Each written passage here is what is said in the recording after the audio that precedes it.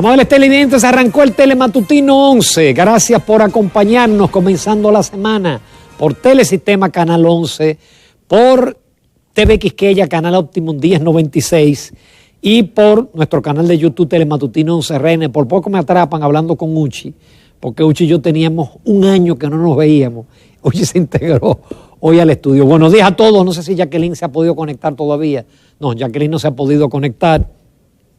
Señores, otra pérdida terrible por el COVID. El doctor Marcio Veloz Maggiolo, la voz más alta de la intelectualidad de la República Dominicana.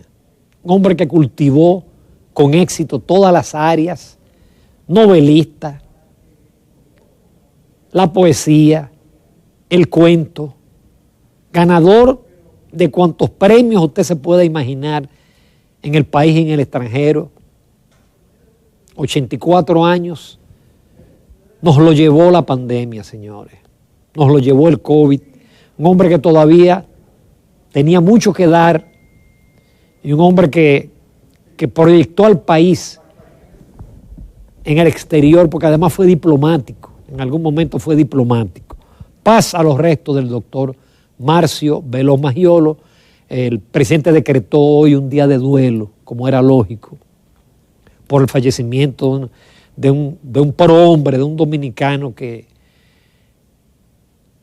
trabajó por su país y que hizo innumerables aportes en el campo de la literatura. Yo diría, y yo creo que lo dicen los medios, era el intelectual de más proyección que tenía la República Dominicana en este momento.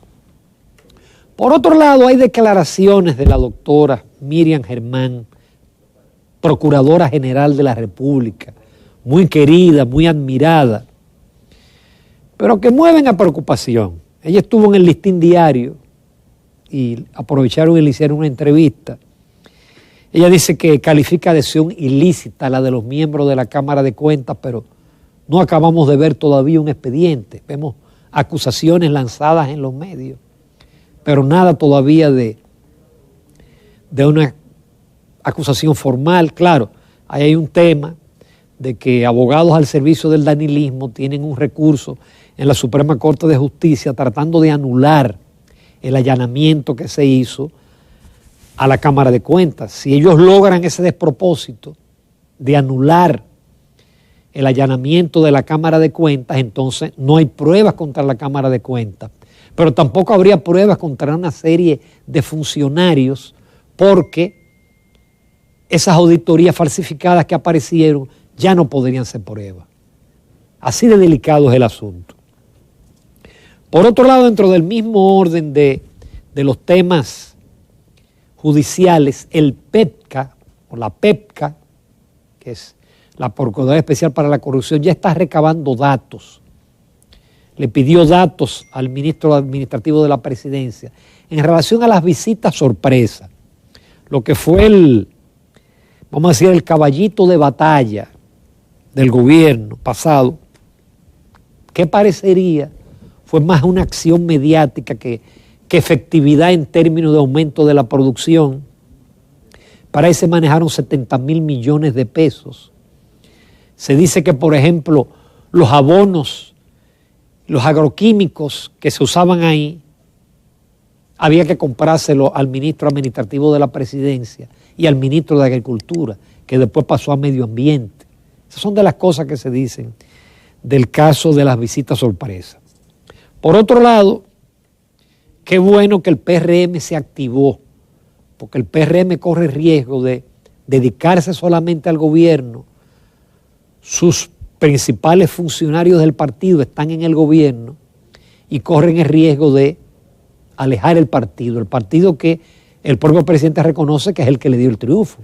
Es decir, la militancia, los simpatizantes, fueron definitivamente los que dieron el triunfo a esa organización. Y claro, la clase media, la mayoría de la población harta del gobierno pasado, fue la que definitivamente le dio el triunfo al Partido Revolucionario Moderno. El PRM celebró en este fin de semana la reunión de su dirección ejecutiva y la reunión de la comisión política, en la cual tomó la palabra el presidente Abinader y habló de la importancia del partido, del esfuerzo que se está haciendo del gobierno, de los éxitos que han logrado en medio de la tormenta perfecta que es la pandemia, que es la crisis económica, la crisis moral, más todos los otros problemas que teníamos antes de la pandemia.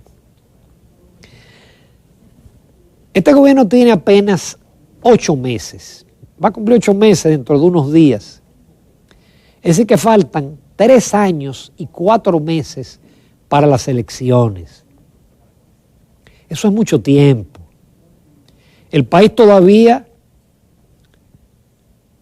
ni el país ni la humanidad ha resuelto el problema de la pandemia por la lentitud en el suministro de las vacunas. ¿Sí? No sabemos en qué momento la humanidad va a respirar y va a decir, ya no habrá casos masivos de contagio, sino tendremos casos esporádicos.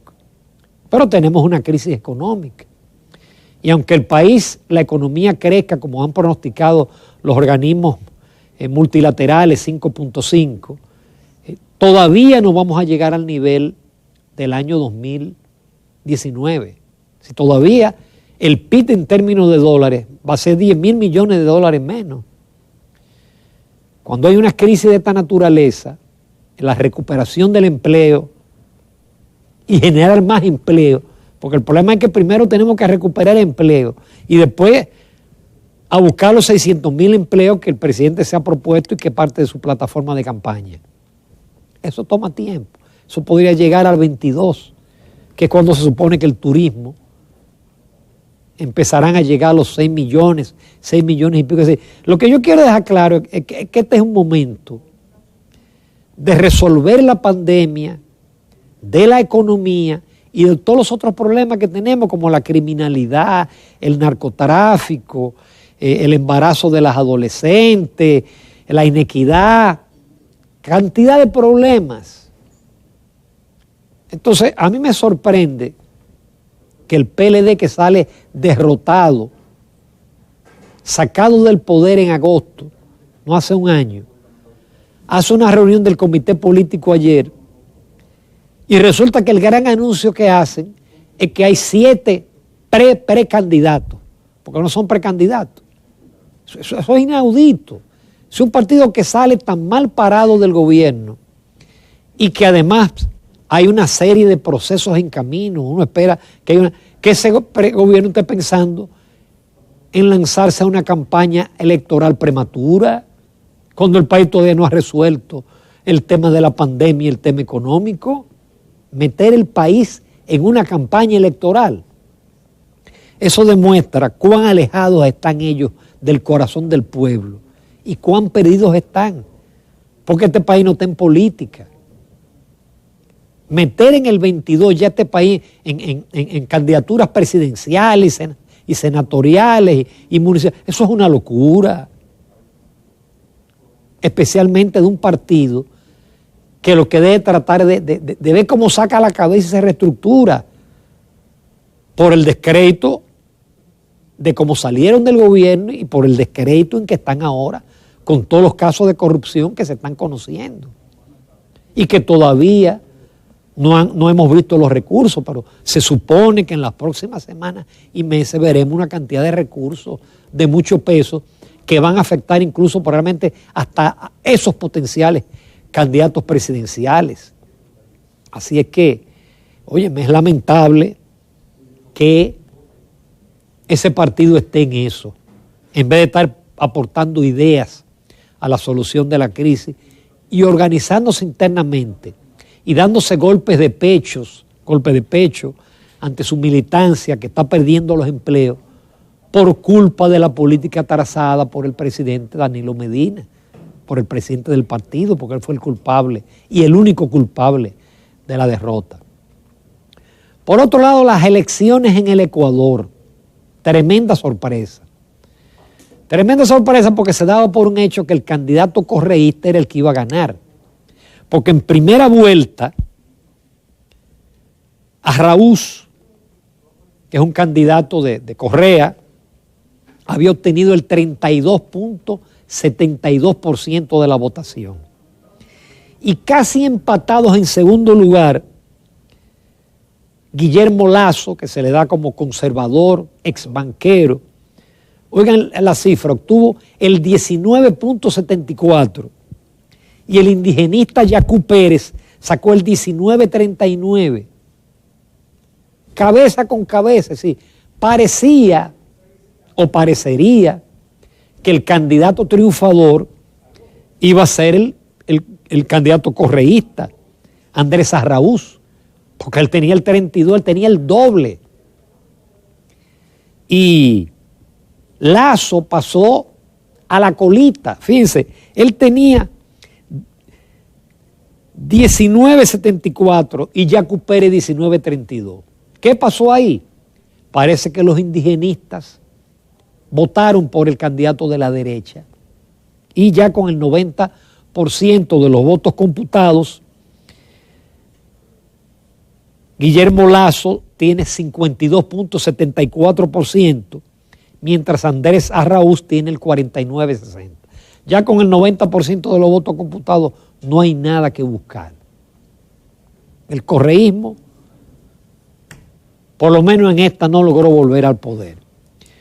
Por otro lado, en el Perú también hubo elecciones y ahí los resultados sí son de verdad de antología. Y eso es muy frecuente en el Perú. Es decir, las votaciones son bajísimas. Son bajísimas. Un candidato que salió de último minuto, Pedro Castillo, obtuvo el 16% de los votos. El que más votos sacó, Keiji Fujimori, una figura muy conocida, hija del expresidente Fujimori que está preso, obtuvo el 11.9%, empate técnico con Hernando de Soto, hombre que ha escrito muchos libros, un hombre muy del establishment. Y después hay otra serie de candidatos que tienen 11, 10.5, 8%. Todo parece indicar que hay una segunda vuelta entre Pedro Castillo, que tiene un 16%, y Keiko Fujimori, con el 11.9%. Increíble cómo en un país, en unas elecciones, no haya ningún candidato que logre una votación importante. 16, 10, 9, 8, 7, etc. Ese es el panorama nacional e internacional aproximadamente. Lamentablemente, Jacqueline no ha podido conectarse en su plataforma, tan pronto se conecte, bueno, pues vamos a interactuar.